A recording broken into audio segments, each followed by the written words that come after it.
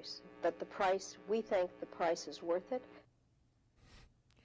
It's just like a crazy thing to just say. Like, she goes, 500,000 kids have died. Is the price worth it? And you go, yeah, we think so. But I mean, she did preface it by, it's a tough choice. But yeah, we do. And this was always kind of like my thing. And this is what Ron Paul, there's like what I first got introduced to Ron Paul. It was that moment with Giuliani in 2007 when they were having that debate. And his basic argument was just like, look, if we're at war with these terrorists, then we need to at least understand what's going on here. And like put yourself in their in their shoes, you know? How would you feel? And like imagine someone was talking like this about your kids. Right. You know what I mean? Like, we've decided that price is worth it. I think my response to that might be like, well, I've decided this price is worth it now. You know, like and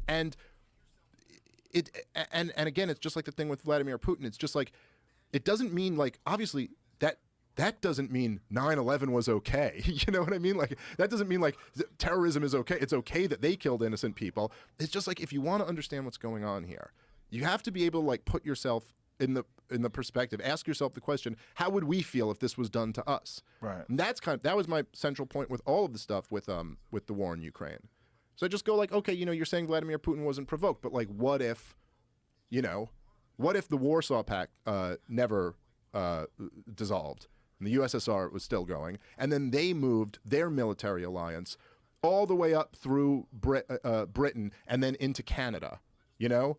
And then they went over and, you know, backed a violent coup who overthrew the pro-U.S. government in Canada and put in a pro-Russian government.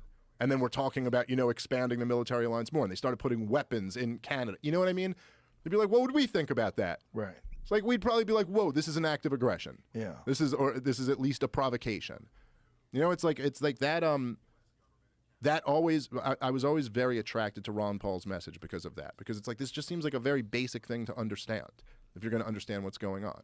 That it's not all, you can't only look at things from the perspective of your country. You have to like look at things from the perspective of people outside. Well, that's the real problem with getting your news from television, because these are very nuanced subjects that require a lot of information to really get a full picture of what exactly caused this conflict to jump off in the first place.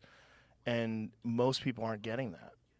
It's a failure of mainstream news. But what's cool is, like, you know, we are living in this kind of, through this revolution of all of that stuff.